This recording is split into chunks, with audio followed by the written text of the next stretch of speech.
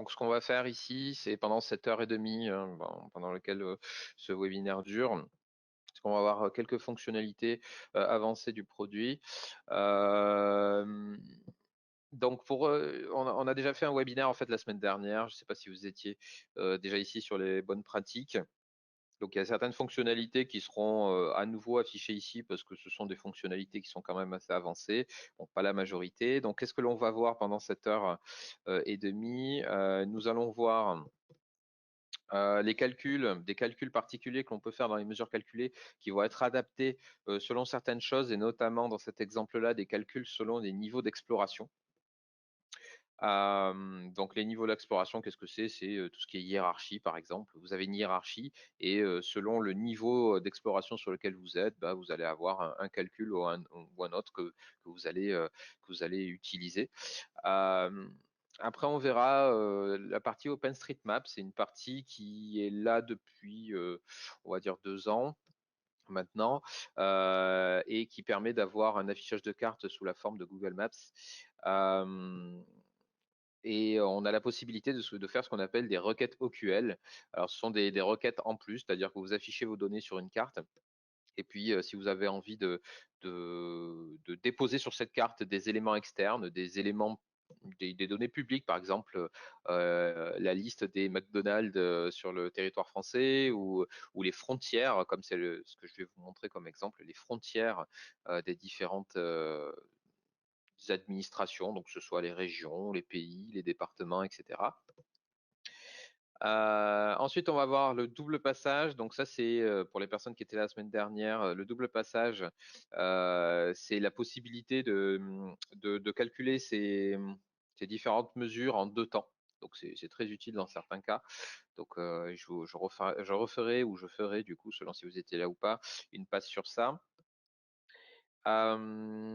Ensuite, on a le Live Security. Donc, le Live Security, c'est un élément très important. C'est ce qui permet, en fait, dynamiquement de pouvoir sécuriser les données en fonction d'un profil utilisateur. Et on verra qu'on peut aller un peu plus loin dans la manipulation de l'outil. Donc, ce qui va notamment nous permettre de, pourquoi pas, ne pas afficher une mesure si on a tel ou tel profil, par exemple. Donc ça, c'est plutôt sympa, on verra ça tout à l'heure. L'union de fichiers sources CSV, ben, c'est la possibilité de se créer des sources de données avec des unions de fichiers, tout simplement. Donc notamment CSV ici dans cet exemple. L'aplatissement d'un tableau croisé. Donc l'aplatissement d'un tableau croisé, vous avez une sorte de tableau croisé que vous avez en tant que source de données. On va faire en sorte d'aplatir ce tableau pour qu'il soit compatible avec toutes les fonctionnalités d'IGDASH, que vous ne soyez pas embêtés. Les options des cubes de données, donc ça c'est important aussi, ce sont des fonctionnalités avancées qui sont au niveau des cubes, qui vont vous permettre de gérer par exemple le nombre de lignes que contient une partie de cube avant qu'il y ait une autre partie de cube qui soit générée. Alors j'y reviendrai, et là ça a l'air un peu nébuleux pour certaines personnes peut-être, mais j'y reviendrai sur la slide dédiée. La pagination des tableaux, donc comment est-ce qu'on crée une pagination avec nos différents tableaux. Au lieu d'afficher par exemple, je sais pas, 2000 lignes directement comme ça sur le tableau de bord, pourquoi pas se créer 20 pages de 100 lignes. Et en dernier lieu, les paramètres avancés du Self-Service BI. Donc ça, c'est la possibilité de personnaliser l'affichage du Self-Service BI en fonction de spécificités telles que je n'ai pas envie que des utilisateurs voient telle ou telle mesure ou telle dimension. Donc on a la possibilité de modifier ça. Ok. Donc je pense que j'ai pas reçu dans le chat des informations comme quoi il y aurait des problèmes d'affichage, donc j'espère que c'est ok pour vous. N'hésitez pas, comme je vous ai dit, à écrire sur le chat des questions si vous avez un souci particulier ou une demande particulière. Ok pour moi, ok, très bien, c'est parti. Donc, l'objectif, effectivement, c'est de découvrir de nouvelles fonctionnalités. Donc, c'est le but quand même. Donc, soit c'est de découvrir de nouvelles fonctionnalités, soit c'est d'approfondir, soit c'est de se remémorer certaines choses. Parce que je sais qu'avec certains clients, j'ai eu à implémenter ce genre de fonctionnalités. Donc, si ces personnes se reconnaissent, je leur dis déjà bonjour et reconnaîtront certaines choses qu'on a déjà pu faire. Pour les autres, ça permet de vous dire, ah bah tiens, voilà, je savais pas que DigDash faisait ça, ou je savais pas que dans cette fonctionnalité que je connaissais déjà, on pouvait aller plus loin. bien sûr répondre à vos questions. Ok. Alors, les calculs selon le niveau d'exploration. Donc, comment ça se passe? Alors, on rentre directement dans le dur, hein. Voilà, on est dans les fonctionnalités avancées, donc on va rentrer dans le dur. Donc, les calculs sur le niveau d'exploration, qu'est-ce que c'est? Bah, en fait, lorsque vous créez une mesure calculée, vous allez avoir la possibilité de retourner une formule. D'accord. Et cette formule, ça peut être très simple, hein. En une ligne, on peut dire je veux retourner telle ou telle valeur que j'ai déjà dans ma source de données, etc., etc. Sauf que, bien sûr, lorsque vous avez une hiérarchie, lorsque vous avez par exemple une hiérarchie de type pays, région, département, ville, etc., vous avez une formule ok, que vous voulez lancer, mais vous voulez que si je suis actuellement sur le niveau pays, je veux retourner une formule qui est spécifique au niveau pays, d'accord. Si j'ai une hiérarchie direction de service, j'ai envie que sur les directions, je fasse telle opération mathématique. Si j'arrive sur le niveau service d'une direction, ben, je veux retourner autre chose, d'accord. Et puis pourquoi pas, si j'arrive sur un niveau particulier, et ça s'est déjà vu dans notamment partie RH, c'est que quand je descends dans une hiérarchie de personnes, quand j'arrive au niveau matricule, j'ai pas envie d'afficher, par exemple, sa masse salariale. D'accord. Donc c'est une des façons qui permet de se dire bon, bah, quand j'arrive sur un niveau en particulier, cette fois-ci, je ne retourne plus rien. Donc le mot-clé, c'est return nul, par exemple. Mais vous voyez que là, dans ces exemples, on retourne des valeurs différentes en fonction d'un niveau. Alors, moi, ce que je vous demande, ce n'est pas de connaître, vous voyez, il y a des mots-clés, dimx.dim.id, etc., etc. Ça, non. De toute façon, moi, je vais vous fournir le PowerPoint hein, de présentation, où dans les commentaires, vous aurez de chaque slide ce qu'il faut utiliser pour bah, mettre en place cette fonctionnalité. Donc nous, ce qui est intéressant en fait à savoir au-delà de tous ces if que vous voyez, ces variables, etc., c'est qu'en fait, on a un élément que l'on met à disposition des concepteurs hein, qui permet de savoir, voilà, à un instant T dans mon code, dans ma mesure calculée, quelle est actuellement la dimension. Donc là, je suis en train de vous parler du tableau arborescent, le cas du tableau arborescent. Je suis en train de savoir à un instant T ben, sur quel niveau de mon tableau arborescent je suis actuellement. D'accord. Ben, si je suis sur un niveau qui s'appelle département, je retourne 10 000. Si je suis dans un niveau qui s'appelle type de ligne, je retourne 1000. Et si je suis dans un niveau qui s'appelle matériel, je retourne 100. D'accord. Donc ça, c'est une manière de fonctionner. Euh, et là-dedans, vous pouvez mettre à la place de tous ces returns 10 000, 1000, etc. Vous mettez la formule, votre règle de gestion que vous devez mettre. D'accord. Et alors, pourquoi il y a un tableau à droite aussi qui s'appelle graphique classique? C'est parce que justement, un tableau arborescent, ça va utiliser une fonctionnalité, je ne sais pas si vous l'avez déjà expérimenté, ça s'appelle le chemin de navigation. D'accord. Donc, c'est une des hiérarchies que l'on propose. Et en gros, cette hiérarchie-là, en fait, ce n'est pas une hiérarchie à groupement automatique classique comme on peut le voir bah, dans les fonctionnalités de base de Digdash. C'est-à-dire que là, il va y avoir un changement de dimension. C'est-à-dire que si j'ai envie d'afficher des pays, ok, j'affiche des pays, puis ensuite je veux voir des régions, tout en ayant bien sûr gardé le choix du pays que j'avais sélectionné. D'accord. Donc pays, région, département, etc. Alors que la hiérarchie classique, elle va faire une hiérarchie parent-enfant, elle va faire des liens, etc. Et du coup, ce n'est pas possible d'avoir des enfants qui appartiennent à plusieurs parents, par exemple. Et donc, ces deux types-là de fonctionnement, vont être différents et c'est pour ça qu'on a un code différent entre les deux. C'est-à-dire que sur le tableau de droite, on va avoir en fait un élément qui est dans le carré rouge, le rectangle rouge qui s'appelle LPOS, qui est en fait la position dans la hiérarchie. C'est-à-dire que si ma position est -1, c'est que je suis au niveau racine de mes données. Si je suis au niveau 0, c'est que je suis juste au-dessus de la racine. Niveau 1, je suis à 2 niveaux plus haut que la racine, etc., etc. Et donc on voit que si le LPOS est égal à 2, par exemple, c'est parce que je suis sur bah, le troisième niveau après ma racine. Donc ça change en fonction de votre hiérarchie, hein, de ce que vous voulez utiliser. Mais en fait, selon chaque niveau, bah, vous allez avoir un LPOS qui va être soit égal à 0, soit égal à 1, soit égal à 2, soit égal à -1 si bah, je n'utilise pas de hiérarchie ou si je suis sur le niveau racine de ma hiérarchie actuelle. D'accord. Donc ça, voilà, moi ce que je vous demande, c'est de ne pas retenir tous ces if et ces machins, etc. Peut-être à la limite de savoir qu'il y a des positions pour les hiérarchies classiques et qu'il y a un test qui se fait carrément sur le nom de la dimension qui est actuellement utilisée, hein. On voit dim.id qui définit quelle est comment dire, la dimension qu'on est en train de visualiser directement sur le tableau arborescent. Voilà, donc ça c'est très important et ça va vous permettre de vous aider lorsque vous allez avoir des règles de gestion qui vont changer. Et je pense notamment à des pourcentages. Quand vous faites des pourcentages, que vous dites, voilà, je veux comparer quand je suis sur le niveau pays, je veux comparer le pourcentage du pays sur le pourcentage total. Quand je suis sur le niveau région, je veux le pourcentage de la région sur le pourcentage du pays. D'accord? Vous voyez que ça change en fonction du niveau sur lequel vous êtes et ça, c'est une manière de répondre à votre problématique, vos problématiques. Ok, on va passer à la suite, du coup. Donc c'est quelque chose qui est assez important, hein, cette partie-là. Et on va passer directement sur le deuxième sujet qui s'appelle OpenStreetMap, requête OQL. Hop là, pardon, ça sera mieux comme ça. Alors, à quoi déjà sert l'OpenStreetMap?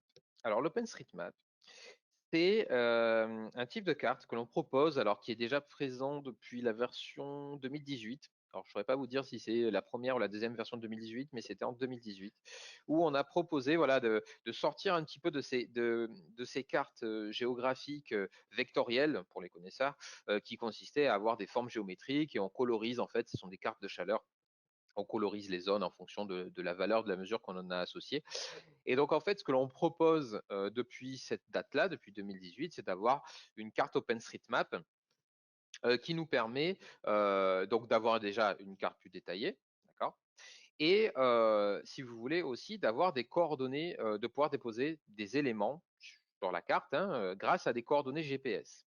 C'est-à-dire que là, dans cet exemple, donc là, ce que je vous ai mis, c'est le résultat de la requête OQL, d'accord? Ce que je ne vous ai pas mis, par contre, c'est les points, les coordonnées GPS. C'est-à-dire que vous avez des coordonnées GPS, vous allez avoir du coup directement les points qui vont s'afficher sur la carte, d'accord?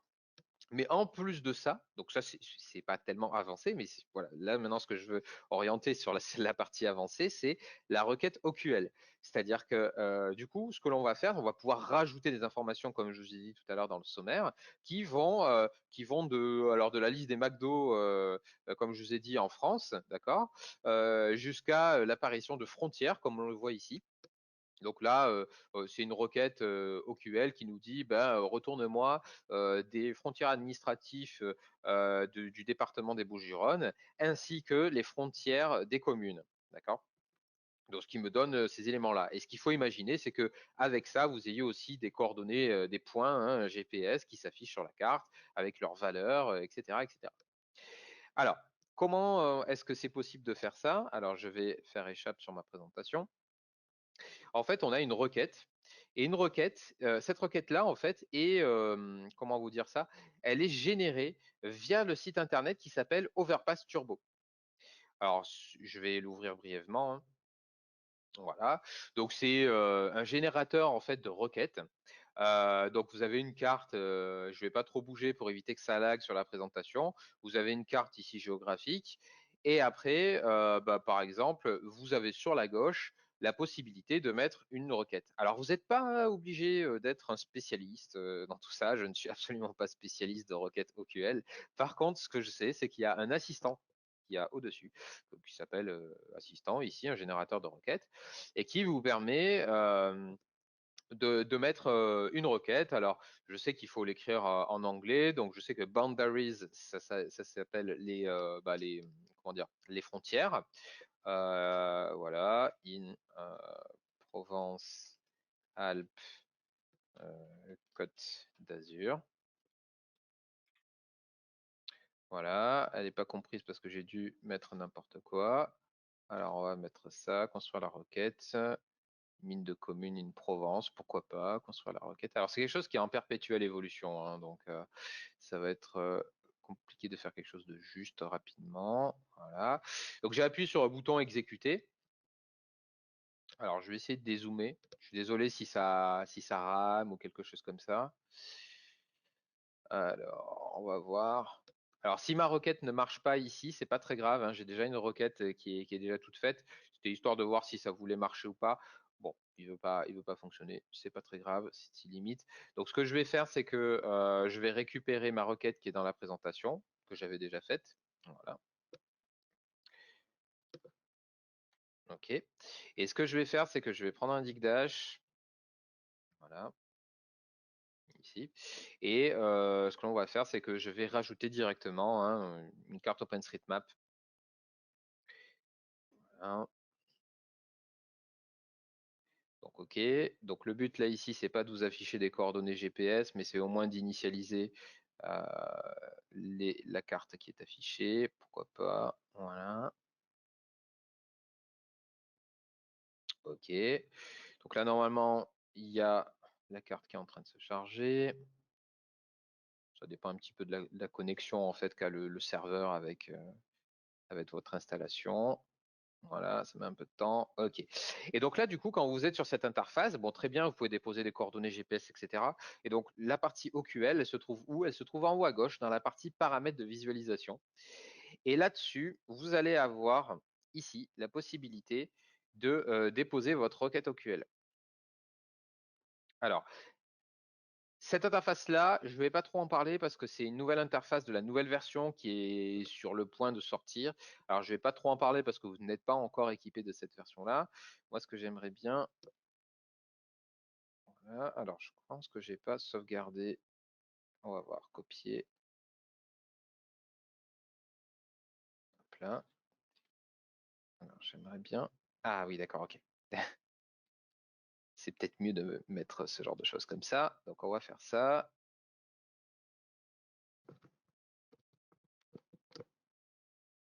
Ok. Alors, on va faire ça. On va valider. Alors, il se peut que ça mette quand même quelques secondes avant d'avoir l'affichage de requête. Pourquoi? Parce que ça passe par un système externe hein, qui n'est pas du tout Digdash et sur lequel vous avez, bah, il y a du temps avant de récupérer en fait les données. Donc, ce que je vais faire, c'est qu'on va attendre un petit peu et puis si ensuite on l'a pas, c'est pas très grave parce que c'est assez dépendant du système externe. Il suffit que le système externe dise que bah, il y a trop de requêtes à un instant T et à ce moment-là, vous aurez pas votre réponse. Ok. Bon, ok. Si ça prend trop de temps, c'est qu'il y a un souci. C'est pas très grave. Bon, ce qui est intéressant à savoir, c'est que vous avez ce site-là. C'est un site officiel, hein, Overpass Turbo. Donc, je vous le laisse dans la description et vous aurez donc cette requête qui fonctionne. Hein.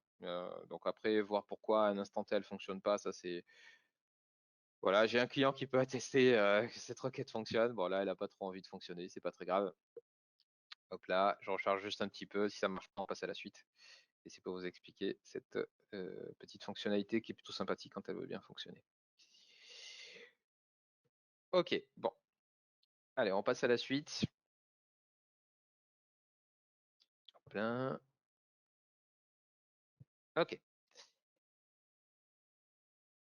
Alors, fonctionnalité supplémentaire, le double passage. Donc pour les personnes qui étaient déjà là la semaine dernière, donc j'en ai déjà parlé. Pour les personnes qui n'étaient pas là, je vais faire une explication de ce type de fonctionnalité.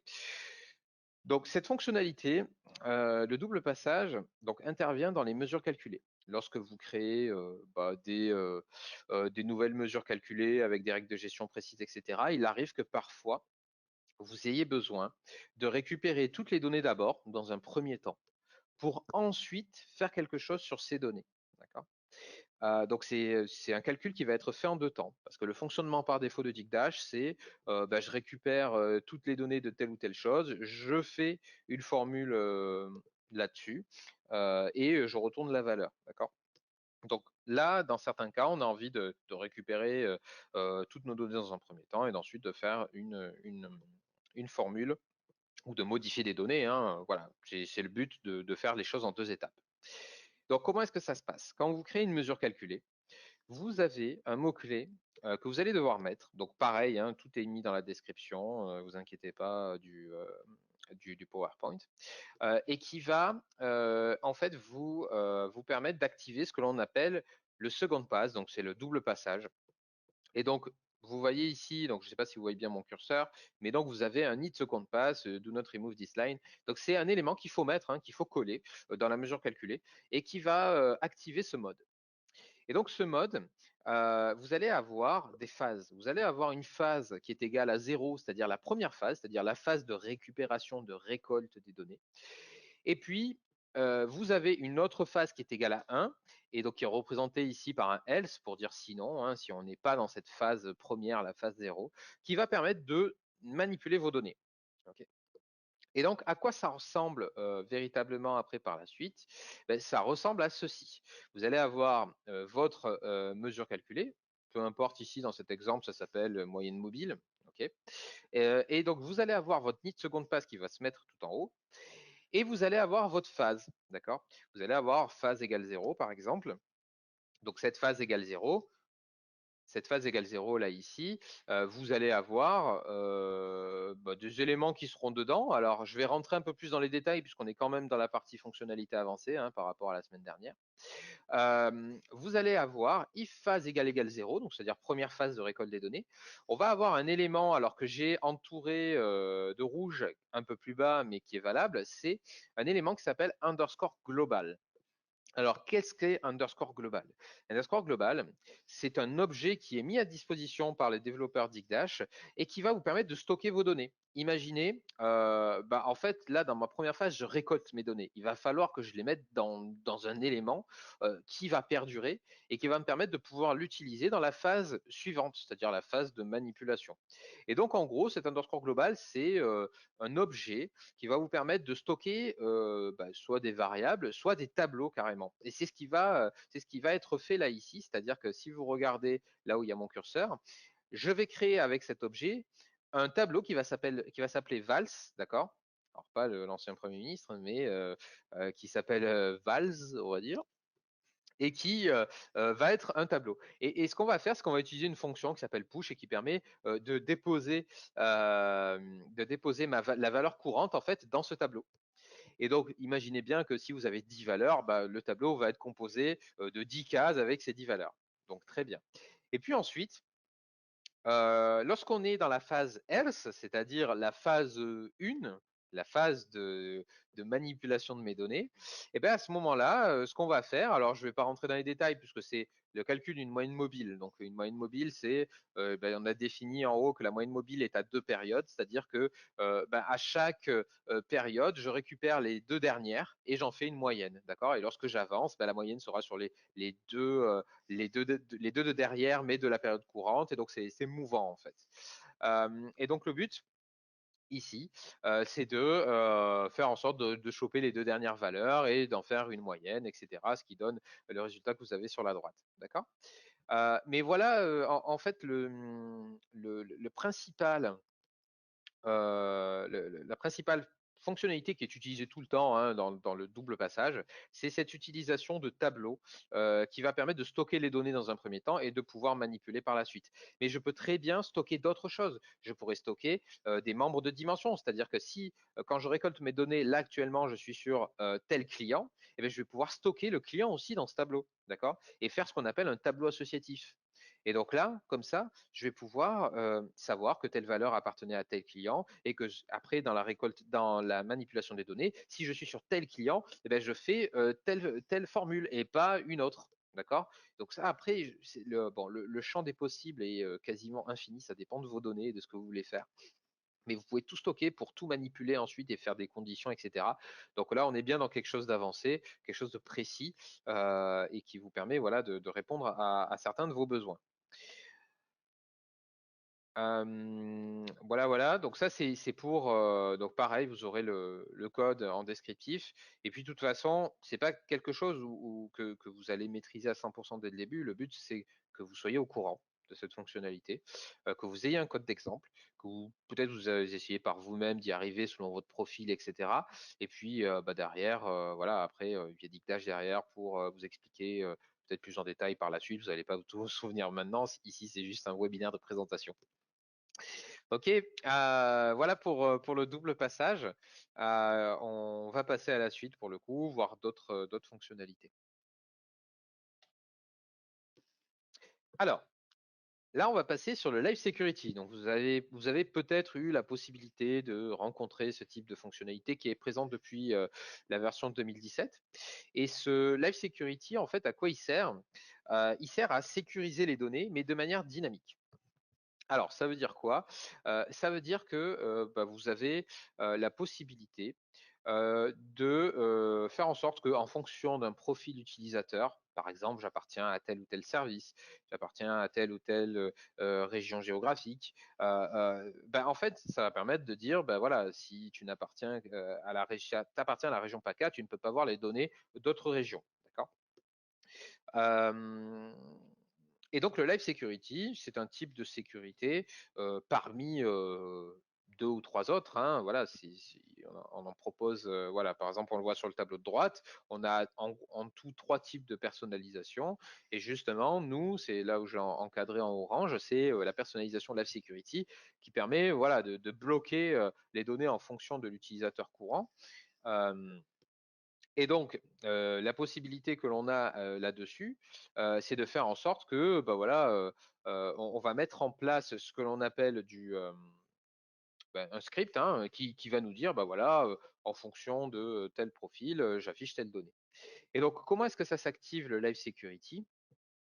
Donc, je vous montre ça sur Digdash directement. Voilà. Alors, ok, donc il n'a pas voulu s'afficher, bon, c'est dommage. Alors, hop là, on va faire ça.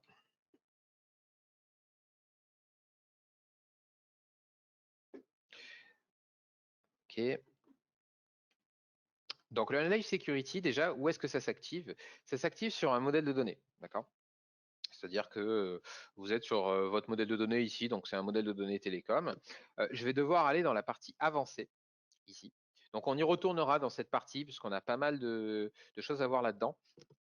Et en fait, on va activer cette fonctionnalité avec ici, cette ligne-là, fonction de transformation de sélection, d'accord?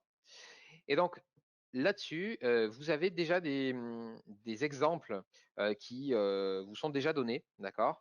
Alors ça, c'est avec la nouvelle version qui va sortir. Donc, il me semble que vous avez un ou deux exemples sur vos versions à vous. Et donc, avec ça, vous allez pouvoir, si je prends un exemple de sécurisation des données avancées, hein, puisqu'on est dans un webinaire avancé, on va avoir en fait, c'est un script qui vous est déjà donné et il n'est pas si avancé que ça en fait, parce que vous n'avez pas à toucher à partir de end config ici. Vous avez juste à mentionner dans cette partie-là quels sont les éléments sur lesquels vous allez sécuriser les données. Imaginez, comme je vous ai dit tout à l'heure, vous appartenez à une direction. Eh ben, vous allez mettre le nom de votre dimension qui s'appelle direction, par exemple. Et après, vous allez avoir besoin de quoi? Vous allez avoir besoin du paramètre utilisateur, donc ça qui est stocké dans la gestion des utilisateurs, qui contient votre paramétrage. Donc en gros, à quoi ça fait référence? Ça fait référence dans la partie configuration de la gestion des utilisateurs, d'accord? Donc là, ici, je vais me connecter. Et en gros, j'ai des paramètres utilisateurs dans lequel ici je peux mettre direction. D'accord. Je valide ça. Et lorsque je vais sur l'utilisateur courant, donc moi mon utilisateur c'est JB, on voit que dans mes paramètres, j'ai un paramètre direction. Donc, si là j'ai envie de mettre une direction RH par exemple, et que j'enregistre, voilà, eh bien ici, lorsque je reviens sur Digdash, je pourrais dire que ça fait référence à l'attribut direction que j'ai dans mes paramètres utilisateurs, pour faire en sorte que la valeur qui est stockée pour chaque utilisateur soit en lien avec les données que j'ai dans ma source. D'accord? Et ça de manière dynamique. Donc voilà pour cette partie de Live Security. On peut même aller plus loin là-dedans, puisqu'à chaque fois qu'on voit ce qu'on appelle du JavaScript c'est qu'on a la possibilité d'aller beaucoup plus loin. Donc cette possibilité d'aller plus loin, je vous montre ça, hop là. C'est par exemple un exemple qu'on a ici, c'est le Live Security pour interdire l'affichage d'une mesure. Ça veut dire quoi? Ça veut dire qu'au-delà de filtrer sur les données que doit voir un utilisateur, je peux aussi filtrer, entre guillemets, sur la liste des mesures qui sera affichée à mon profil utilisateur.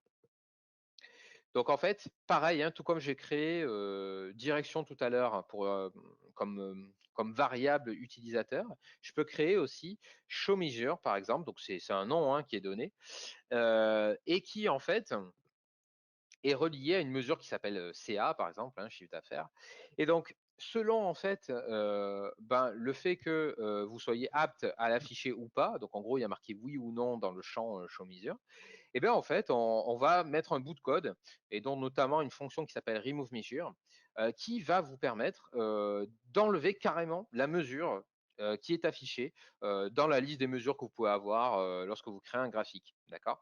Et donc ça, c'est important parce que il y a certains cas où comment vous dire, enfin, pas tous les utilisateurs peuvent voir une certaine mesure, d'accord? Il y a peut-être une certaine notion d'anonymisation, d'accord? Donc tout à l'heure, je vous disais, quand on voyait afficher une mesure selon le niveau d'exploration, que l'on pouvait changer la valeur en fonction d'un niveau d'exploration. C'est une manière d'anonymiser les données quand on va trop profondément dans ces données. Mais on peut carrément aussi supprimer, enfin enlever une mesure en fonction d'un profil utilisateur. Carrément, on ne verra pas la mesure. Ok, donc ça, voilà, c'est une des quelques fonctionnalités qu'on peut faire. On peut aller beaucoup plus loin, mais là, c'est assez difficile à expliquer dans un webinaire. On peut carrément faire des jointures dans le Live Security, donc c'est-à-dire faire appel à un autre modèle de données pour éventuellement filtrer les données sur notre source courante, d'accord, sans faire de jointure avec Digdash. Des jointures dans le sens, je crée une jointure entre deux sources de manière officielle, etc. Donc ça, je le mettrai dans les commentaires, pas dans les commentaires, mais dans la description de la slide. C'est plus compliqué. Je vous conseille quand même de vous faire assister par Digdash, mais c'est très possible de pouvoir faire ce genre de choses et d'éviter de faire des jointures, etc. Ok. Voilà, en tout cas, ça existe et vous avez la possibilité. Donc, je vous mettrai les différents codes ici hein, que vous voyez là, qui vont vous permettre de pouvoir expérimenter ça de votre côté.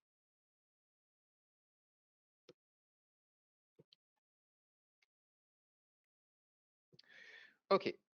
Alors là, on passe sur quelque chose quand même d'un petit peu plus graphique, avec un petit cas pratique, parce que jusqu'à présent, c'était un peu du blabla. Ça va être la création de KPI. Alors, vous avez peut-être eu la possibilité déjà de créer des KPI. Hein. Vous savez, ce sont les indicateurs clés de performance que vous déposez sur une page qui vous dit nombre de ceci, évolution de cela, etc. Avec un gros chiffre peut-être qui s'affiche ou pas.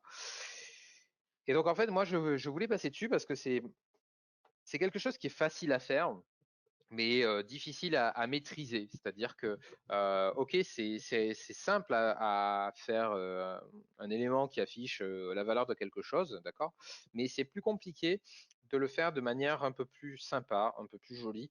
Et donc, en fait, moi, ce que je voulais vous mettre à disposition, déjà, ça va être un exemple de KPI, d'accord, que vous pourrez reprendre, que ce soit en termes de phrases, on va voir ce que c'est qu'une phrase juste après, ou que ce soit en termes de style, d'accord? Parce que c'est en fait tout l'intérêt d'un KPI, c'est d'être affiché de façon stylisée, de façon un peu plus jolie, avec de belles icônes, etc., etc. Donc comment est-ce que ça se passe? Donc en fait, la création de KPI, il y a deux étapes. Déjà, la première étape, ça va être de définir une phrase, d'accord? Une phrase, donc je viens d'en parler un petit peu, c'est en fait un modèle qui va être affiché dans votre KPI et que vous pouvez éventuellement réutiliser sur plusieurs KPI, d'accord? Là, par exemple, dans cet exemple que vous voyez à droite, vous avez un KPI qui s'appelle taux d'entrée. Et ce KPI, donc, il est composé d'une phrase. Et cette phrase contient en fait le nom de votre mesure sur une première ligne. Ensuite, vous passez à la ligne, vous avez une image, d'accord, une icône d'une certaine taille, etc. Pardon. Et ensuite, vous passez à la ligne et vous avez la valeur de votre taux d'entrée, d'accord. Et ça se fait pas automatiquement, d'accord? C'est-à-dire que nous, on propose des phrases, mais peut-être pas dans ce style-là, surtout que l'icône est différente en fonction de votre du KPI, de l'indicateur que vous souhaitez montrer, hein. Et donc du coup, ce n'est pas possible de faire quelque chose d'industrialisé avec des éléments qui changent tout le temps. Donc, juste au-dessus donc de l'affichage du taux d'entrée, vous avez une autre capture d'écran qui s'appelle phrase à afficher. Et ça, en fait, c'est la retranscription de la phrase qui est juste en dessous. D'accord? Donc, si vous avez déjà vu ce genre de choses, c'est du HTML. D'accord? Comme on va afficher ça sur un navigateur web, du coup, le langage qui est utilisé derrière, c'est du HTML. Alors, je vous rassure, vous n'avez pas besoin de savoir énormément de choses sur ce HTML. Et donc là, par exemple, on voit que toute ma phrase, elle est englobée de center, en fait, on le voit hein, au début et à la fin, c'est-à-dire que ça va s'afficher au centre ici. Et puis, ce qui est important, c'est qu'on va avoir des éléments qui, où on a mis en fait des identifiants ou des noms de classes, d'accord? Et ça, par exemple, on voit span class égale titre, span class égale valeur, d'accord? Ça va être des conteneurs qui vont contenir mes valeurs. Et donc, le fait de donner des classes comme ça, titre et valeur, ça va nous permettre, dans un second temps, d'utiliser des styles pour pouvoir dire, ben voilà, l'élément qui s'appelle titre, je vais le mettre en blanc, je vais le mettre en gras, je vais le mettre en 15 px de grosseur, donc ce qu'on appelle le font size, hein, la taille de la police. Je vais mettre la couleur bleue, par exemple, dans ces exemples. Vous voyez, donc c'est ça qui va permettre de sortir du KPI qui est en noir sur fond blanc à quelque chose d'un peu plus sympa. Et comme d'habitude, vous inquiétez pas, tout est dans la description. Donc, ce que je vais faire là ici, c'est que je vais rapidement, donc voilà, j'ai mes différents éléments ici qui sont dans les commentaires de la slide, c'est que je vais faire quelque chose rapidement. Alors, j'ai pas la même source que ça, mais c'est pas très grave, on va faire quelque chose de rapide. Donc, je copie ma phrase et je vais vous montrer où se situent les différentes interfaces pour créer votre modèle de phrase, etc. Alors, je sors de ces éléments-là. OK. Donc là, ici, ce que je vais faire déjà, je vais rajouter un graphique qui est une représentation de type texte. D'accord? Donc ça se trouve ici. Donc j'utilise ma source de données. Et on va prendre un exemple, on va se dire qu'on va créer un KPI, coût de communication. Donc vous voyez que par défaut, c'est très joli, hein. Vous avez une valeur en noir sur fond blanc qui s'affiche, vous n'avez même pas le titre de la mesure, etc. Comment est-ce que je change ça?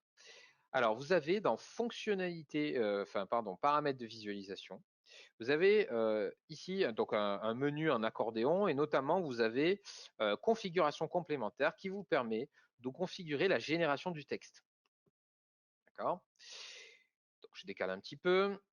Maintenant, vous avez une interface qui vous dit que pour l'axe des mesures qui est actuellement utilisé par coût de communication, j'utilise une phrase qui est d'écrire la valeur. Alors, cette phrase d'écrire la valeur, c'est une phrase qui a été générée, déposée en natif hein, par défaut dans Digdash. Et donc, si j'ai envie d'utiliser une autre phrase, je peux cliquer ici pour dire non, je vais utiliser indicateur, introduction, ceci, cela, etc. Donc, d'autres phrases qui sont déjà présentes. Soit je clique sur gestionnaire de phrases pour éventuellement me créer une phrase, un modèle de phrase supplémentaire. Et c'est ce que je vais faire. C'est-à-dire que je vais dupliquer, par exemple, d'écrire la valeur. Je vais dire, je vais mettre un nom qui s'appelle nom mesure plus valeur. D'accord? Donc je peux mettre n'importe quoi, mais c'est juste que je veux la décrire comme ça. Et donc en fait ici, on voit qu'on a dans phrase à afficher, j'ai une variable qui s'appelle absolute value key. Et donc c'est exactement la valeur absolue que l'on voit ici, 20 897,8. Donc ça c'est le contenu de ma phrase. On voit qu'on peut faire une phrase, un modèle de phrase en fonction de la langue de l'utilisateur. Donc ça c'est très important, hein. Pensez-y lorsque vous aurez différents types d'utilisateurs de différentes langues. Et donc là, ce que je vais faire, c'est que je vais coller ce que j'avais copié tout à l'heure. Donc, qu'est-ce que je vais devoir changer? Ici, pas grand-chose, parce qu'en fait, mes variables que je peux retrouver via le bouton Ajouter un mot-clé qui est en bas à droite, donc c'est-à-dire nom de la dimension, membre, valeur en pourcentage, nom de l'objectif s'il y en a un, nom de la mesure, des mesures précisément là ici aussi. Donc ça, c'est vous qui concevez votre propre phrase. Donc là, Measure Name Key, ça va prendre en fait le nom de ma mesure qui s'appelle coût de communication. Je passe à la ligne, ça c'est le BR hein, qui permet de passer à la ligne. J'ai une image, alors normalement je l'ai déjà déjà intégré sur l'installation d'Igdash, donc ça devrait fonctionner, taux-entrée.svg. Et ensuite, j'ai une autre ligne qui contient la valeur, et donc c'est valeur absolue de ma mesure. Donc on va voir ce que ça donne. Voilà, vérifiez bien une fois que vous avez créé votre phrase qu'elle est bien utilisée dans cette liste-là. Et on va voir ce que ça donne. Ok, donc là, vous voyez que c'est sympa, hein, on a nos différentes, donc le nom de ma mesure, une icône démesurée et une valeur, d'accord?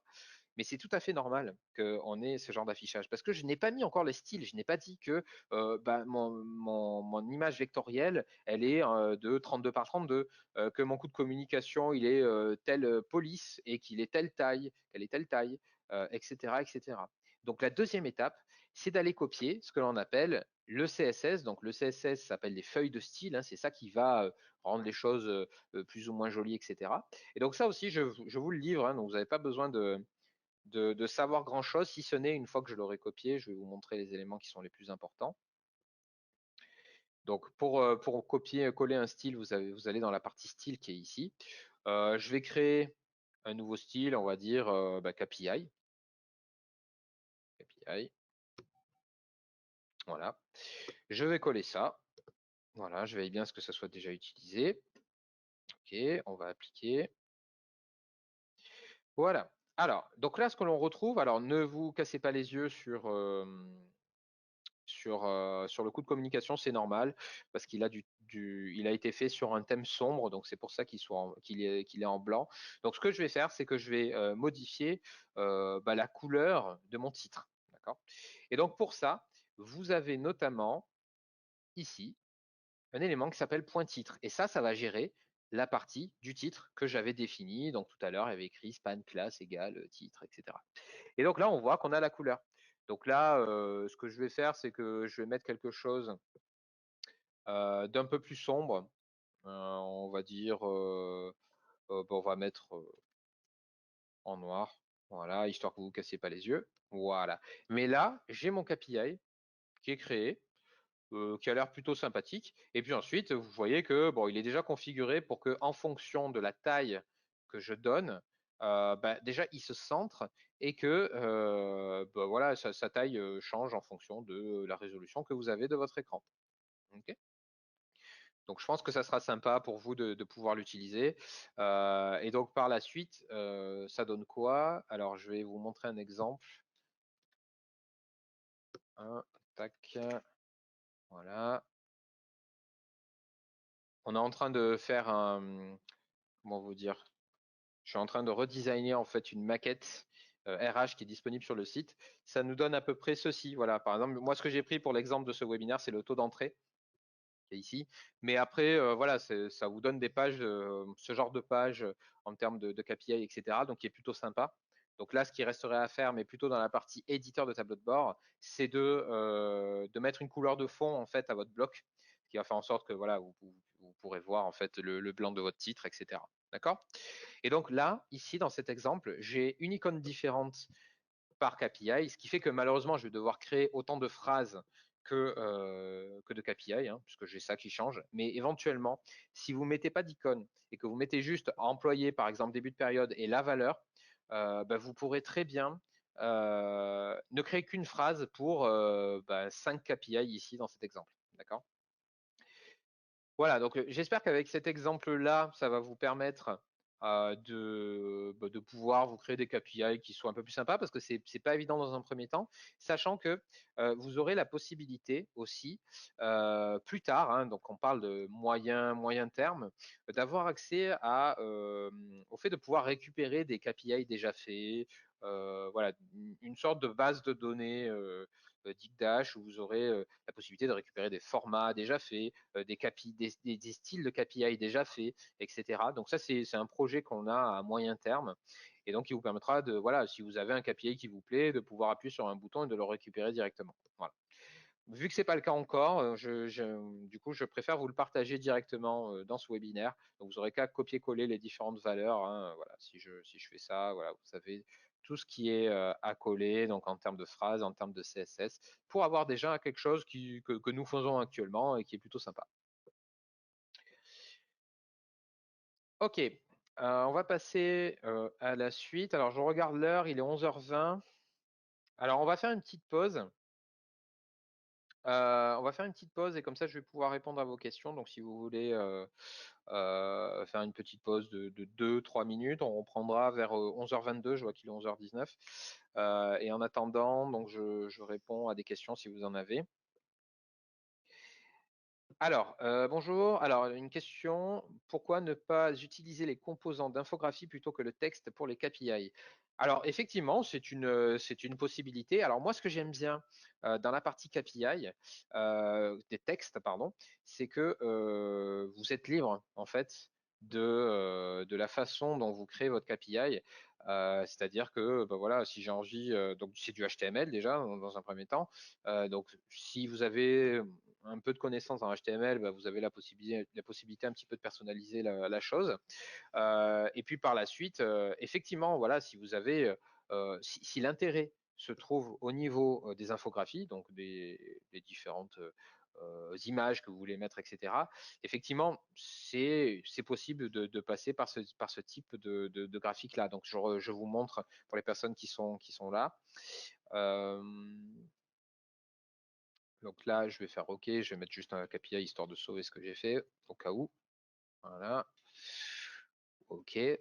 Donc vous avez la possibilité, lorsque vous créez des éléments, vous avez voilà, la possibilité de créer des infographies qui sont ici. Mais moi, ce que je trouve, c'est que voilà, en termes de personnalisation, je trouve ça plus sympa. Alors, c'est peut-être le fait que je sois depuis 4 ans chez Digdash et que j'ai eu l'habitude de passer par ça, mais je préfère avoir quelque chose de plus malléable, sachant que là, on est sur des créations de KPI en termes de texte, mais vous avez aussi ce que l'on appelle les rapports HTML. Qui sont une méthode pour créer des indicateurs, on va dire, de manière massive, c'est-à-dire qui sont dépendants par exemple, imaginez vous avez 5 directions et que vous voulez vous créer un KPI comme ceci, donc taux d'entrée et taux d'entrée pour chaque direction affichée en ligne, par exemple. D'accord? Donc voilà, c'est une possibilité aussi. Ça, pour ça, je ne rentre pas trop dans les détails, mais vous avez la possibilité également de faire ça par ce qu'on appelle des rapports HTML. Si vous avez des questions, n'hésitez pas hein, par rapport à tout ce qu'on a vu. Alors, il est déjà 11h22, donc la pause est virtuellement finie.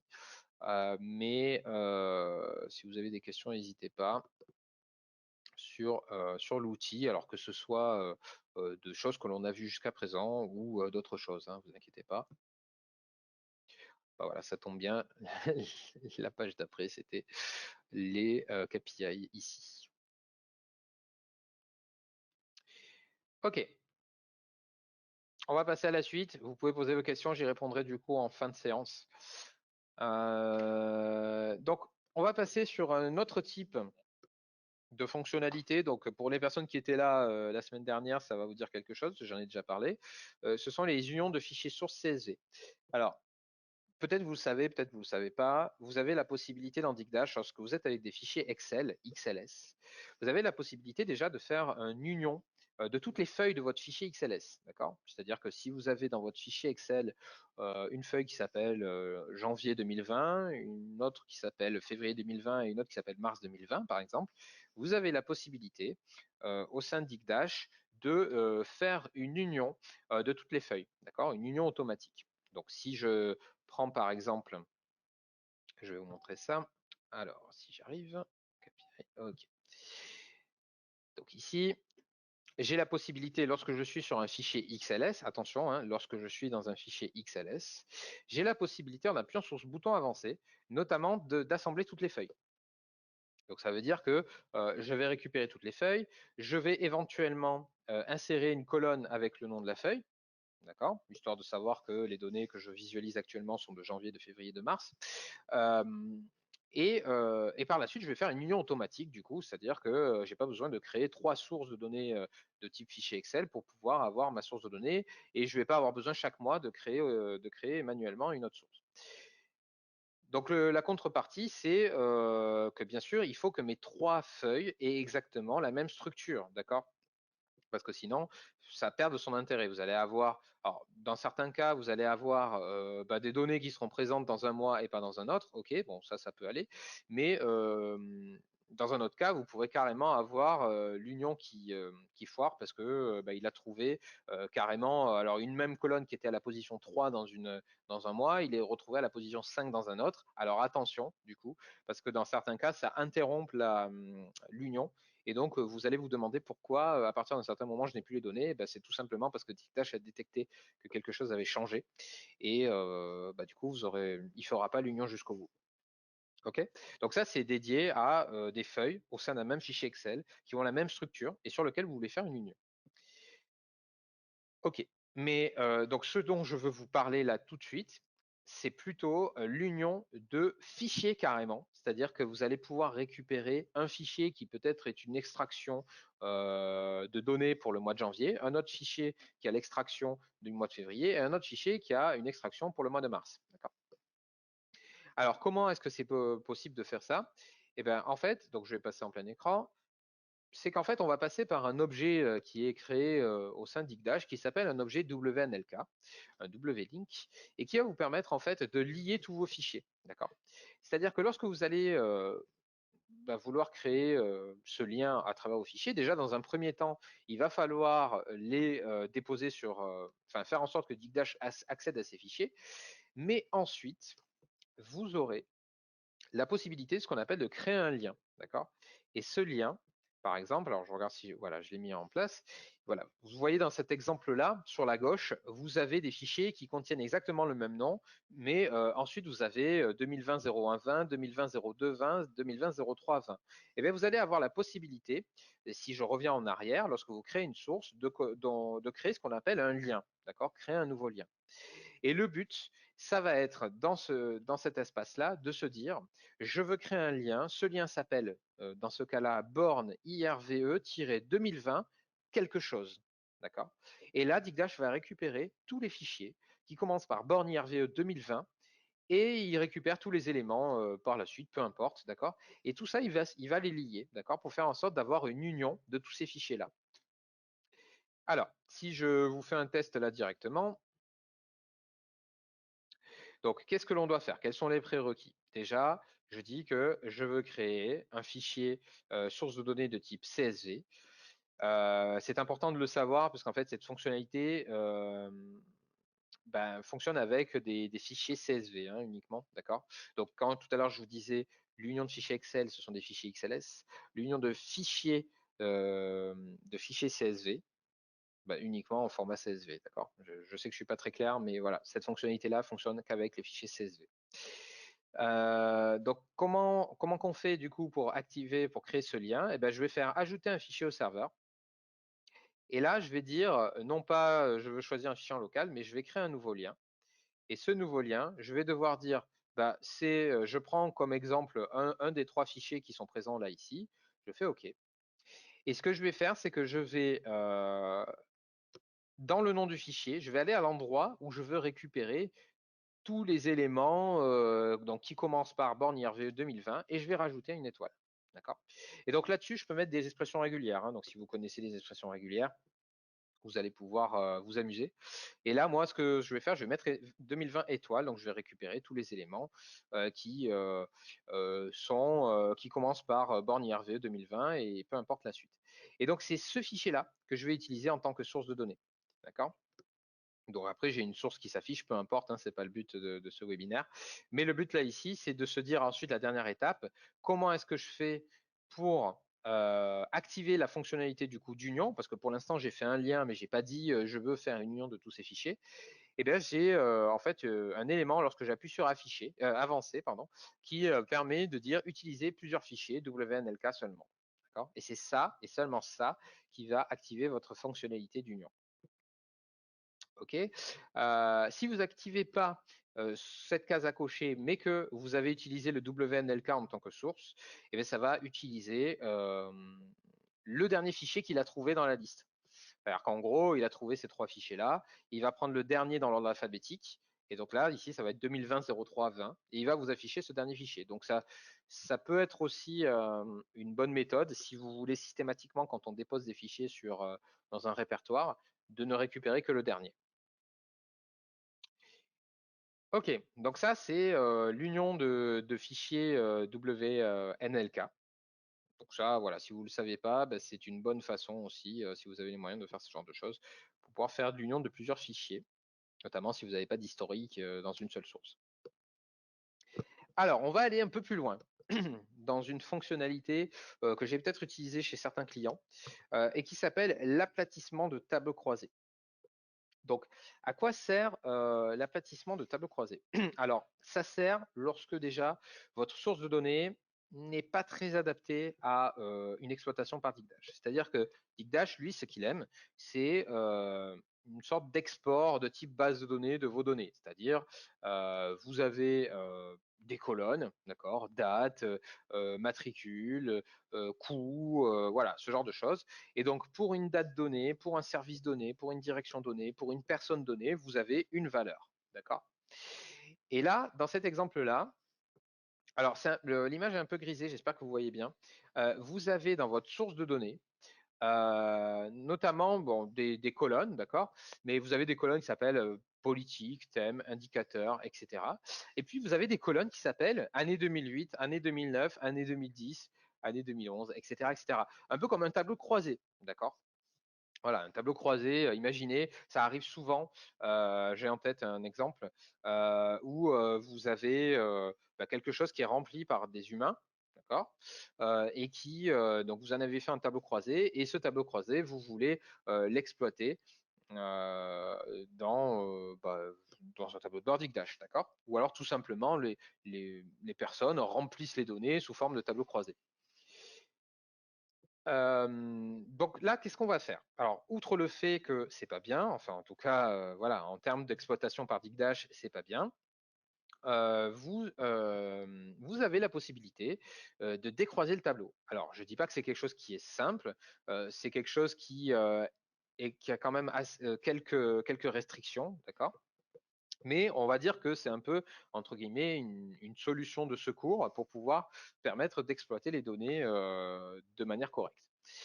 Alors, vu qu'on a année 2008, année 2009, année 2010, etc., et qu'on a politique, thème et indicateur. Si vous voyez bien, politique, thème et indicateur, ils sont très bien affichés, d'accord? Ça, il n'y a pas de souci, ils sont très bien décroisés. Par contre, c'est l'année qui ne va pas. Il va falloir qu'on se crée en fait, en gros, une colonne qui s'appelle date, d'accord, ou année, et dans lequel j'aurai année 2008, enfin 2008, 2009, 2010, etc. Et pour chacun, je vais avoir des valeurs, d'accord? Ok, donc en gros, je vais devoir multiplier mon nombre de lignes par mon nombre d'années. D'accord? Si j'ai 5 ici, 1, 2, 3, j'ai même 6 années, ben, je vais avoir 6 lignes pour Toto, blabla 1, indicateur 1, 6 lignes pour Toto 2, blabla 2, indicateur 2, etc. D'accord? Ce qui ne pose pas de problème hein, dans Digdash. Hein. Voilà, on peut gérer des millions de lignes, il n'y a aucun souci.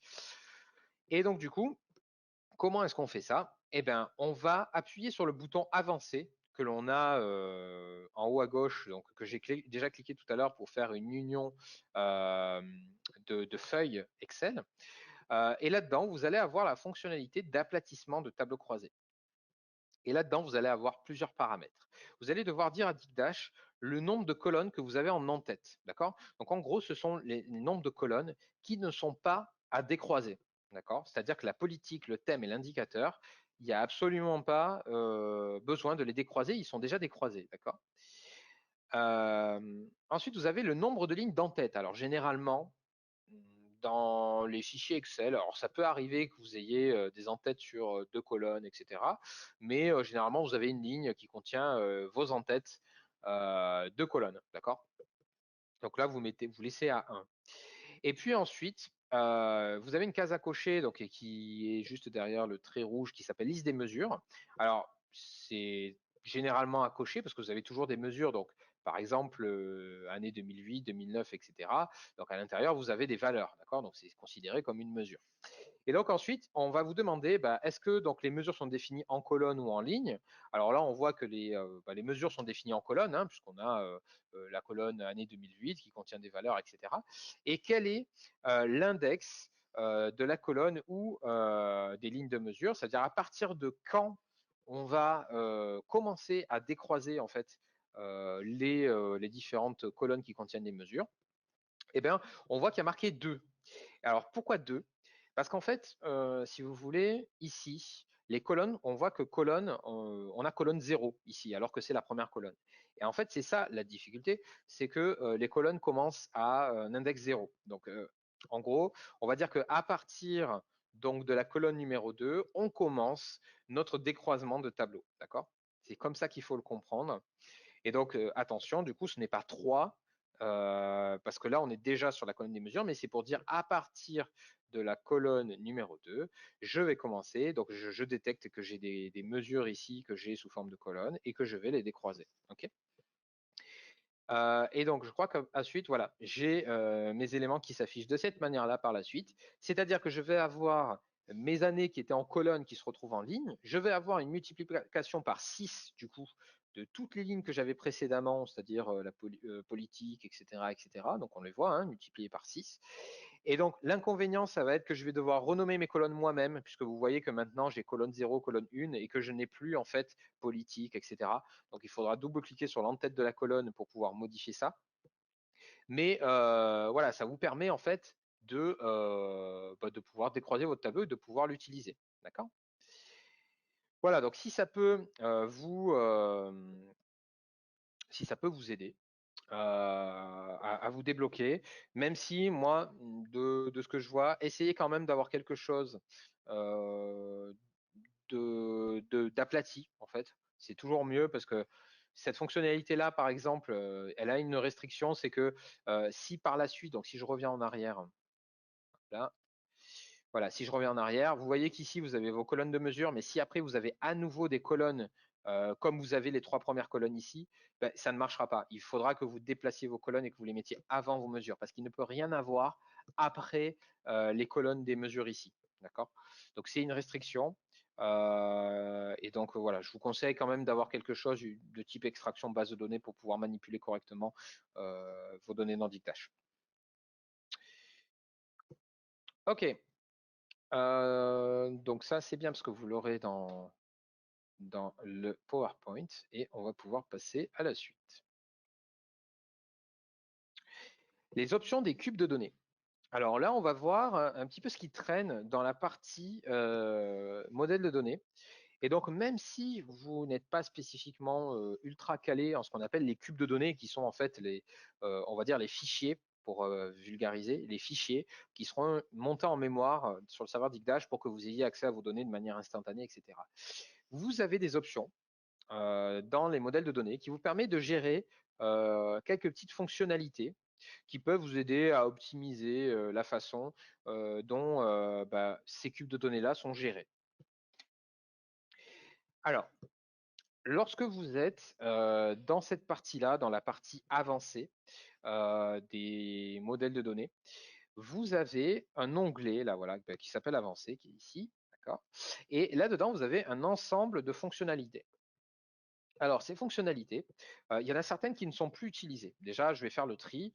Vous avez l'indexation pour la recherche texte, le mode de traitement de cubes, et ces deux-là, en fait, ont été définis en mode automatique parce qu'ils ne sont plus utilisés ou alors ils ont été forcés dans un certain mode depuis un certain temps. D'accord? Donc ces deux éléments-là, vous pouvez ne pas les traiter puisque tout est géré en automatique et ils n'ont plus d'impact sur le serveur, enfin sur l'installation Digdash car ils ne sont plus utilisés de cette même manière. On les laisse ici juste pour de la compatibilité si vous passez d'une version très ancienne à une version courante de Digdash. Ensuite, on a la fonction de transformation de sélection, donc c'est ce que l'on a vu tout à l'heure, le Live Security. D'ailleurs, vous voyez sur cette interface que l'on a un créé avec assistant. Donc, j'en parle pas ici, puisque c'est une fonctionnalité qui va sortir avec la nouvelle version et qui va vous permettre, par rapport au script que je vous montrais tout à l'heure, etc., de pouvoir créer quand même des choses avec un assistant de manière un peu plus simplifiée, d'accord? Mais c'est toujours bien de savoir comment ça marche déjà naturellement à la base, ce système de Live Security. Ensuite, on a activé les statistiques du cube. Donc ça, c'est ce qui permet de voir ce que contient en fait vos cubes de données, quelle dimension, quelle mesure, combien de lignes, en combien de temps il s'est chargé, etc., etc. Ne pas stocker le cube sur le disque, ça va vous permettre alors c'est une première partie de ce que l'on appelle le live query, qui permet en fait d'avoir des cubes générés à la volée et qui ne se stockent pas, qui ne sont pas réutilisés par la suite. C'est-à-dire que vous le savez ou pas, que vous sachiez ou pas sur Digdash, par exemple, lorsqu'on définit, on dit que mon fichier Excel, je veux le rafraîchir une fois par jour à 20 heures, et bien de 20 heures du jour jusqu'à 20 heures de J+1, bah, je vais avoir ce même cube qui va être réutilisé. D'accord? On ne va pas refaire systématiquement la requête. Si je dis ne pas stocker le cube sur le disque, bah, ça veut dire que à chaque fois que quelqu'un va demander les données de cette source-là, bah, je vais refaire une requête. Ensuite, on a d'autres éléments, et c'est là où je voulais intervenir, c'est sur la taille des parties de cubes. Alors, dans Digdash, vous avez des fichiers qui sont générés, des fichiers de cubes.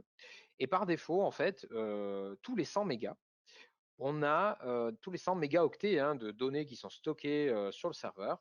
On a Digdash qui coupe en fait ce cube de données en plusieurs parties. D'accord? Donc ça, cette fonctionnalité-là, bon, elle est plutôt dédiée pour des administrateurs, etc.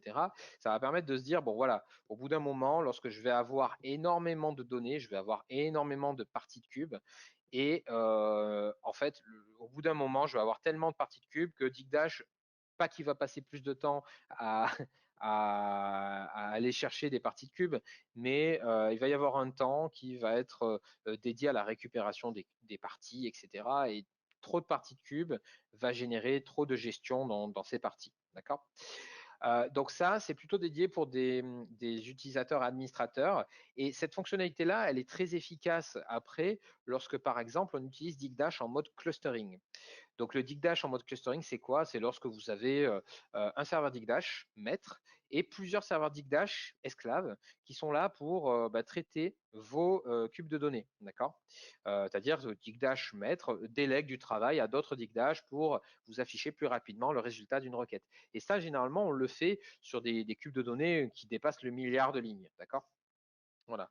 Là, le fait de gérer la taille des parties, ça permet de se dire, bon voilà, je ne vais pas créer 350 parties, on va faire en sorte qu'on ait 3 parties qui soient envoyées à l'esclave numéro 1, 3 parties à l'esclave 2, 3 parties à l'esclave 3. D'accord? Donc c'est ça, ça permet de faire ce qu'on appelle de l'optimisation.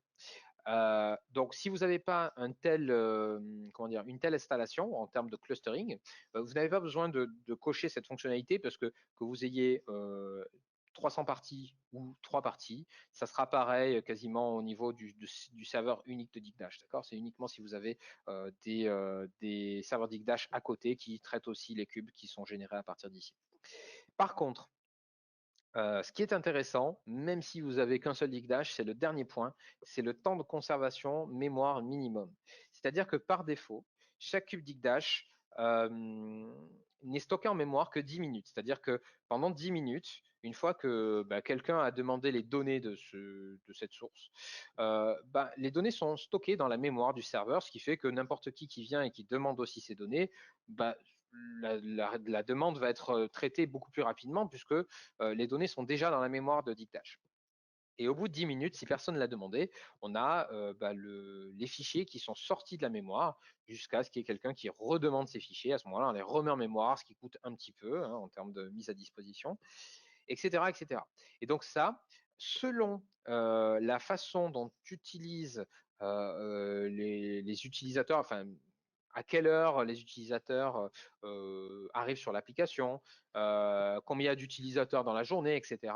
On peut être amené à se dire, bon, si on a des personnes qui viennent une fois tous les 20 minutes, par exemple, et qu'à chaque fois que quelqu'un arrive, il faut remettre le cube en mémoire, le cube de données, il vaut mieux peut-être dire, bon, je vais garder en mémoire, par exemple, pendant 1 heure, et comme ça, pendant 1 heure, je vais avoir des gens qui vont se connecter et qui vont entretenir ce qu'on appelle le timer, c'est-à-dire que lorsque quelqu'un revient, le timer de 1 heure se réinitialise, d'accord?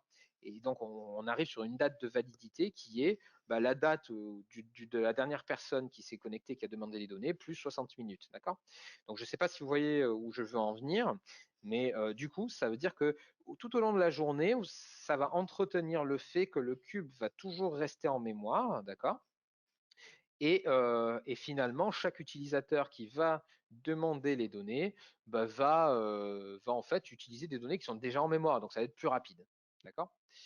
Donc voilà, c'est en fonction de qui utilise quoi, en fait, à quelle heure, à quel moment, à quelle fréquence, etc. Et vous pouvez ajuster selon les besoins. Par contre, ne mettez pas quelque chose qui dure 24 heures ou ce genre de choses, parce que imaginez, si vous mettez à jour tous les soirs à 20 heures votre source, eh bien, vous pouvez vous arriver à des cas où ben, vous pouvez avoir votre cube de données actuel là ici qui est en mémoire, plus le nouveau cube, parce que voilà, il y a un timing de 24 heures qui est respecté, etc.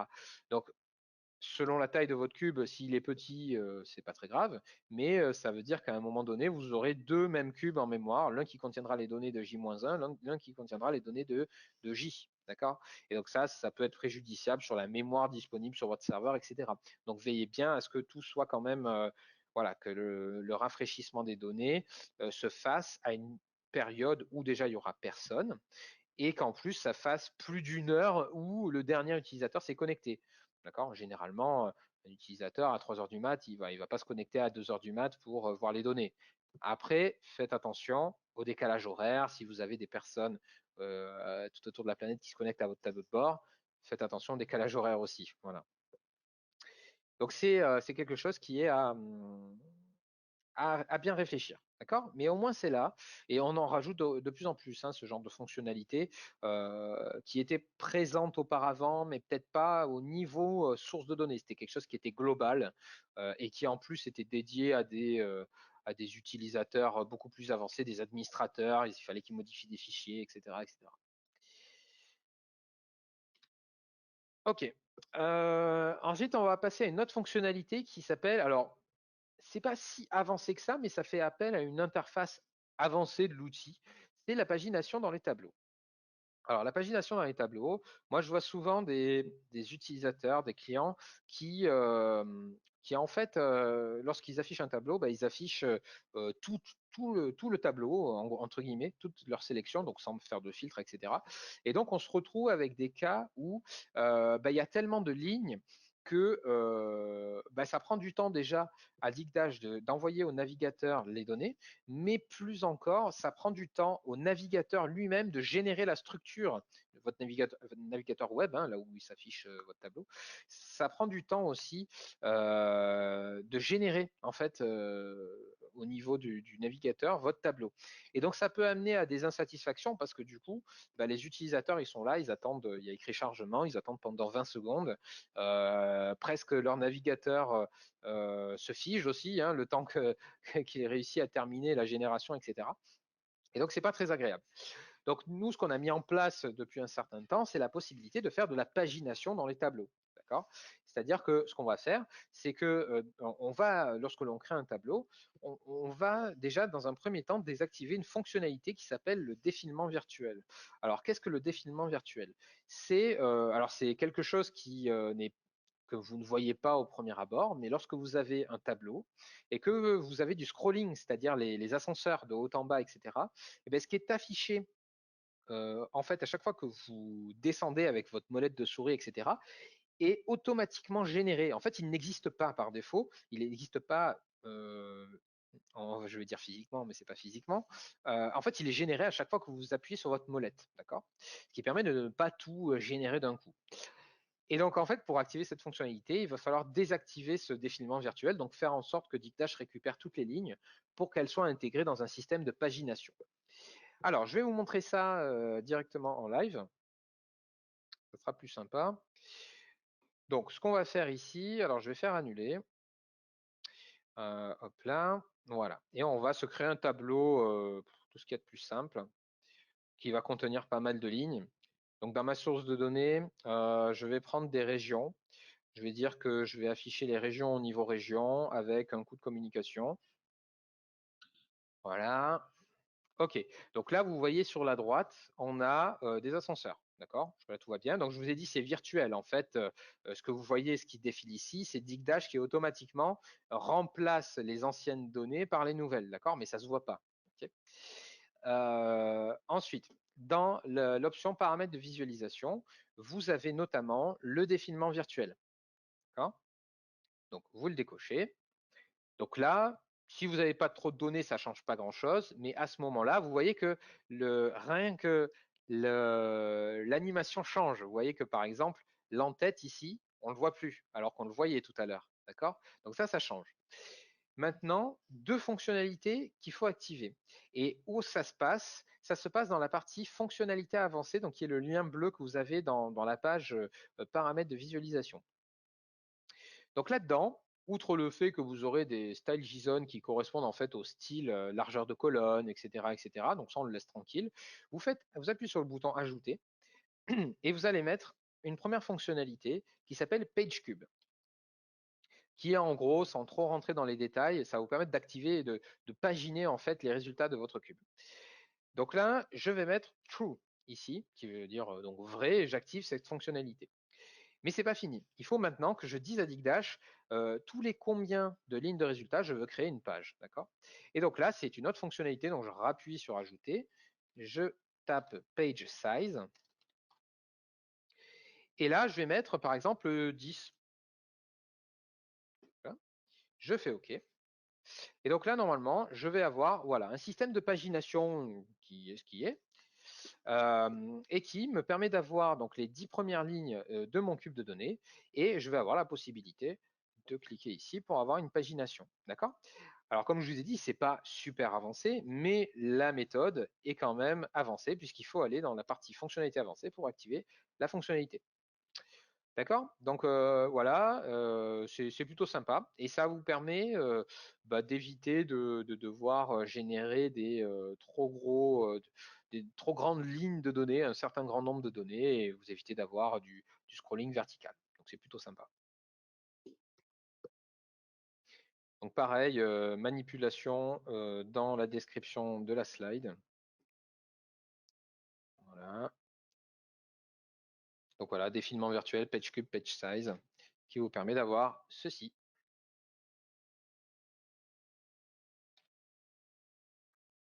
OK. Donc maintenant, on va voir les paramètres avancés Self-Service BI, puisqu'on est dans cette partie-là de fonctionnalité avancée, etc. Donc j'en ai déjà parlé dans la partie bonne pratique de la semaine dernière, trucs et astuces. On a la possibilité, lorsque on crée un tableau, que l'on crée un graphique en mode Self-Service BI, donc le Self-Service BI, je vais vous montrer ce que c'est juste après, on a la possibilité de mettre quelques paramétrages pour dire éventuellement, je ne veux pas afficher telle ou telle mesure, telle ou telle dimension, etc. Alors le Self-Service BI, qu'est-ce que c'est?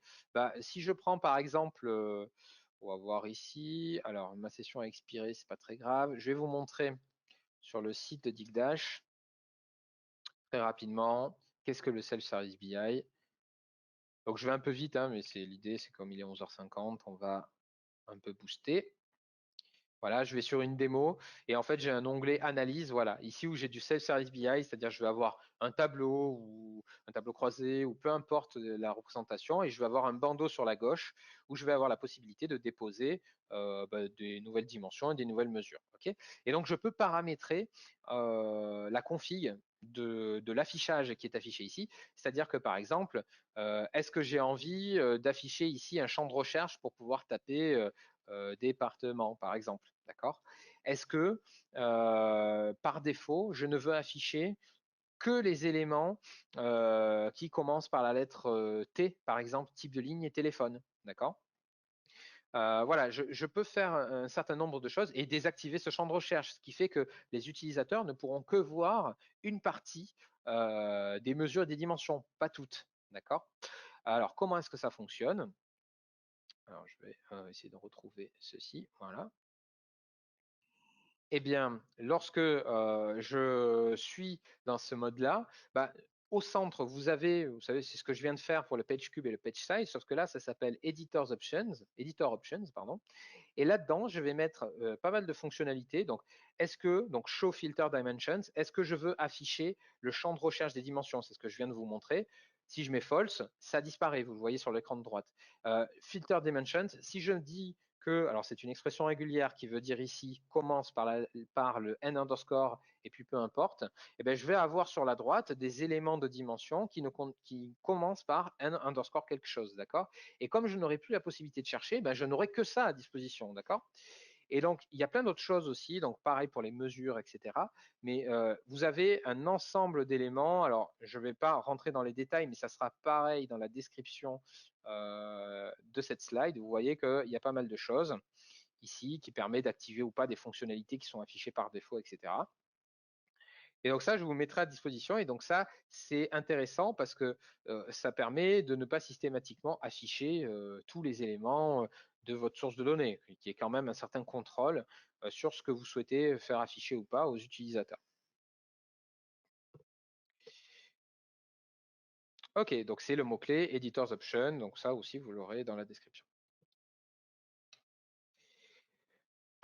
Ok, donc on vient de terminer donc ce webinaire en termes donc de programme, hein, de tout ce qu'on a vu jusqu'à présent. Donc il nous reste 5 minutes. Bon, on peut déborder hein, selon vos questions, il n'y a absolument aucun souci. Est-ce que vous avez des questions? Alors je sais que moi j'ai reçu une question par email. Alors j'ai reçu une question concernant en fait la partie MongoDB. Donc je vais essayer d'en parler ici. Donc la partie MongoDB, qu'est-ce que c'est? Alors c'est pas quelque chose qu'on utilise tout le temps, hein. C'est quelque chose qu'on a mis en place et c'est ce qu'on fait généralement lorsqu'on a des nouveaux clients qui ont besoin de se connecter en NoSQL, ça s'appelle du NoSQL, etc. Euh, donc ici, généralement, lorsqu'on a une demande des clients, on rajoute généralement les connecteurs, etc. Donc là, par exemple, le dernier en date que l'on va mettre en place pour un client, c'est le connecteur Elasticsearch. Et donc voilà, s'il y a des connecteurs à mettre en place, Zigdash les met en place. Donc nous, là, ici, la question que j'ai reçue, c'était en gros, comment fonctionne la base de données NoSQL, donc MongoDB, hein, qui est ici. Donc on voit que voilà, on a accessible MongoDB. Ça fonctionne tout comme les autres types de connexion à une base de données, sauf que là, on va devoir mettre du JSON. C'est-à-dire que bon, je définis quel est le serveur, le mot de passe, base de données, etc. Et puis ensuite, bon, selon voilà, il y a des systèmes de collection, etc. Je mets ma requête et je vais récupérer mes résultats. Mais ce que je veux dire, c'est que il n'y a pas de différence en termes de fonctionnement, et c'est le but de Digdash, il y a une abstractisation du type de source. C'est-à-dire que derrière, nous, ce qu'on va avoir, c'est exactement le même résultat que si je prends mon fichier Excel là ici. C'est-à-dire que je vais avoir un tableau de résultats avec mes données, d'accord? Je vais pouvoir par la suite gérer le rafraîchissement, etc., etc. Et donc, une des réponses que j'ai à faire concernant une question, est-ce qu'il garde l'historique? Est-ce qu'il garde pas l'historique, etc., etc. Il le fait comme toutes les autres sources, c'est-à-dire que Digdash, il est bête et discipliné. Il va récupérer le résultat de la requête, d'accord? Il y a certains cas où dans Digdash, notamment pour les requêtes SQL, on peut faire de l'historisation. C'est quelque chose qui est disponible, mais paradoxalement, moi personnellement, je mets un petit holà sur ça parce que ça nécessite que tous vos cubes de données soient stockés en mémoire. Donc ça veut dire quoi? Ça veut dire que ben, tous les jours, vous allez devoir bon, tous les jours, il y a un cube qui se génère, qui va contenir les données du jour. Et donc, en fait, pour que Digdash puisse faire l'historique, il va falloir conserver ces cubes de données ad vitam aeternam, donc du coup, et que si à un moment donné, vous n'avez plus d'espace sur le disque ou que quelqu'un n'est pas au courant et qu'il supprime vos cubes, eh ben, vous êtes prêt pour repartir pour enfin, récupérer à nouveau toutes les parties de cube, etc., etc. Donc moi, ce que je vous conseille, c'est que dans votre source de données ou dans vos fichiers, etc., tout à l'heure, on a vu l'union de fichiers Excel, l'union de fichiers CSV, etc., que vous fassiez en sorte d'avoir vous-même de votre côté l'historisation et que ce ne soit pas Digdash qui le génère parce que si quelqu'un passe derrière et qui vous supprime vos cubes, bah, vous êtes reparti pour tout régénérer. Et à mon avis, quand vous faites en sorte d'avoir cet incrémental, ce mode incrémental, c'est que derrière vos cubes, ils doivent mettre pas mal de temps à être générés. Donc voilà, c'est une abstractisation, que ce soit du NoSQL ou de la base de données ou du fichier Excel. C'est ça d'ailleurs qui permet de faire après des unions et des jointures de sources, hein. C'est parce qu'après la structure est la même pour toutes les sources. Alors, j'ai reçu une question. Bonjour, pourquoi une... non, ça c'était déjà fait. Combien de temps l'historique des cubes est gardé par défaut? Alors, par défaut, Karen, c'est une bonne question. Euh, Quand tu regardes ici dans ce paramètre des rafraîchissements, tu vois que par défaut, c'est tous les jours à 20 heures. Ça veut dire quoi? Ça veut dire que donc les cubes vont devenir invalides à 20 heures le jour d'après. D'accord? Et donc, ils sont invalides, mais ils sont toujours présents sur le serveur. C'est-à-dire que ce sont des fichiers qui restent dans un répertoire et tant que on leur a pas dit de se supprimer, ils restent là. Mais ils sont invalides, d'accord? On ne pourra plus les toucher. Donc, après, il y a un système qui est mis en place dans les paramètres du serveur. Donc là, c'est plutôt pour les administrateurs, etc. Donc si j'arrive à y faire un tour, voilà, donc on a configuration. Donc c'est une nouvelle interface que vous aurez avec la nouvelle version. Bon, ça change pas des masses, hein, mais c'est en termes de design. Mais voilà, vous avez à peu près, si vous connaissez déjà ces interfaces, c'est à peu près la même chose. Vous avez ce qu'on appelle ici le service de maintenance. Et si vous l'activez, en fait, à chaque fois, là, c'est-à-dire à minuit par défaut, à chaque fois, Digdash va aller checker tous les répertoires, voir tous les cubes qui sont valides ou pas, et il va faire un nettoyage. Donc, du coup, éventuellement, si tu as un cube qui est valide jusqu'à 20 heures, eh bien, à minuit le jour suivant, bah, ce cube-là va être supprimé parce qu'il ne va plus avoir de validité. D'accord? Voilà. Et donc, bien sûr, il va garder le dernier qui est valide, d'accord, qui est encore valide. Donc, par défaut, voilà, c'est valide jusqu'à ce qu'il y ait un système de maintenance, enfin, il est stocké jusqu'à ce qu'un système de maintenance le supprime. Ou alors, il ne l'est pas supprimé, du coup, il reste là jusqu'à ce que vous n'ayez plus de place sur le disque dur, par exemple. Ok. Est-ce que... Alors, voilà, j'ai bien répondu sur le serveur, effectivement, c'était ça. Alors, est-ce que vous avez d'autres questions? Moi, je laisse personnellement, bah, là, vu qu'on a terminé, 2-3 minutes au cas où, si vous avez des questions par rapport à tout ce qu'on a vu. Alors, il y a certaines choses qui éventuellement, vous l'avez déjà vu la semaine dernière parce que vous étiez dans les bonnes pratiques, parce que qui dit bonne pratique dit éventuellement fonctionnalité avancée aussi, hein, ça peut être le cas.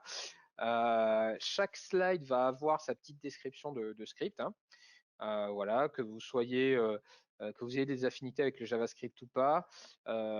N'oubliez pas que il y a toujours Digdash derrière, hein. C'est pas parce qu'on vous donne ça et qu'on vous dit débrouillez-vous, etc., hein. Il y a toujours Digdash est toujours derrière. Euh, voilà, j'espère que ça vous a permis de voir certaines choses. Alors, je suis un peu déçu pour les requêtes OQL. Alors, Karen qui a posé une question, normalement, elle est bien placée pour le savoir puisque c'est une requête que je lui ai donnée et que ça marchait. Donc, bon, peut-être que c'est ma version de Digdash qui, qui fait que ça ne marche plus. Mais en tout cas, bon, c'était un élément que je pensais être plutôt sympa à vous montrer, qui peut vous donner des idées, surtout savoir voilà, quels sont. Oui, je confirme, ça marche sur 2010 2. Non, mais je viens de voir qu'ils ont rajouté en fait sur cette nouvelle version un assistant pour pouvoir faire des requêtes OQL. Donc du coup, je pense que comme ils ont trifouillé cette partie-là, peut-être qu'il y a des choses qui ne fonctionnent plus de la même façon, etc. Bon, tant pis, c'est pas très grave. Voilà, si vous avez envie de tester, que vous avez une 2019 R2, faites en sorte de déposer votre requête dans la partie fonctionnalité avancée et puis voyez ce qui se passe. Voilà. Mais bon, on est quand même toujours dépendant d'un système externe, hein. Je sais qu'au bout d'un moment, si on demande trop de fois, on se fait bannir pendant quelques minutes parce qu'on a trop demandé de choses, etc. Bon, ça fait pas très 2020 et dernière génération, mais bon, ça permet d'avoir des données des fois de temps en temps qui fonctionnent. Ok, bon, je vois pas de questions. Donc je pense qu'on peut s'arrêter là pour ce webinaire. J'espère que ça vous a plu, que vous avez appris certaines choses. Moi, d'ici la fin de journée, vous devriez avoir le PowerPoint, des slides, etc.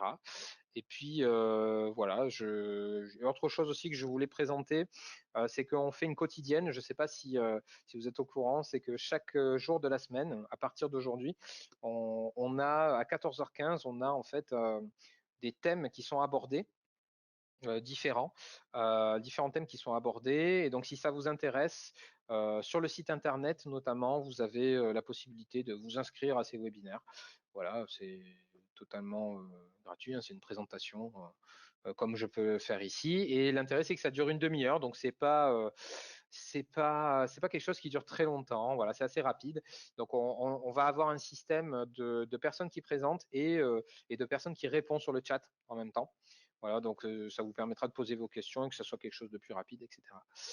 Alors, j'y vais. J'ai pris le webinaire en cours. Y a-t-il moyen d'avoir le webinaire en vidéo par la suite? Oui, tout à fait. C'est ce que je suis en train de faire en fait pour démarrer la webconf. En fait, j'ai appuyé sur un bouton qui me permet d'enregistrer ça. Et donc, vous aurez le slide, enfin les slides avec, donc dans un email avec le lien vers l'enregistrement vidéo. Voilà. Donc, ça vous permet de revoir ça à tête reposée. OK? Sur ce, bah, je vous souhaite un bon appétit, une bonne journée, une bonne semaine. Prenez soin de vous hein, pour, pour ce qui se passe en ce moment pendant le prochain mois de confinement. Et à bientôt, peut-être dans un prochain webinaire. Allez, salut, bonne journée.